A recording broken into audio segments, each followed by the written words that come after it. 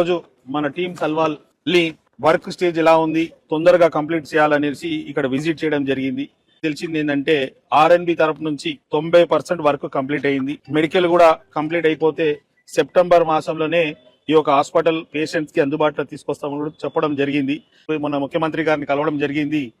ఎక్కువ మందికి అయితే నిమ్స్కి వెళ్తా అంటారు, గాంధీ హాస్పిటల్కి వెళ్ళడం కానీ ప్రైవేట్ హాస్పిటల్కి వెళ్తే పైసలు ఎక్కువైతున్నాయి. గాంధీకి వెళ్ళడం అంటే దూరం కావచ్చు, అన్ని వసతులు అన్ని బెడ్స్ కూడా అవైలబుల్ ఉండడం కూడా కష్టమవుతుంది.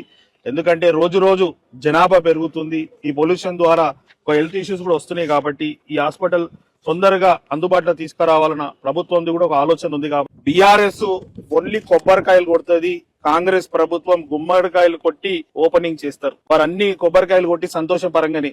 ఆ విషయానికి వస్తే వాళ్ళు స్టార్ట్ చేసిరంటే మన కంటోన్మెంట్ లో కూడా డబుల్ బెడ్రూమ్ ఇల్లులు నారాయణ జోపిడిలా సిల్వర్ కాంపౌండ్ కూడా కట్టేసి ఆపేసిరు. దానికి కాంగ్రెస్ ప్రభుత్వం వచ్చినాక నేను ఎమ్మెల్యే అయిన తర్వాత 10 కోట్లు దానికి బడ్జెట్ కేటాయించి అది అందుబాటులో తీసుకొచ్చి పట్టాలు ఇచ్చినాం. ఈ రోజు వాళ్ళందరూ నివసిస్తున్నారు.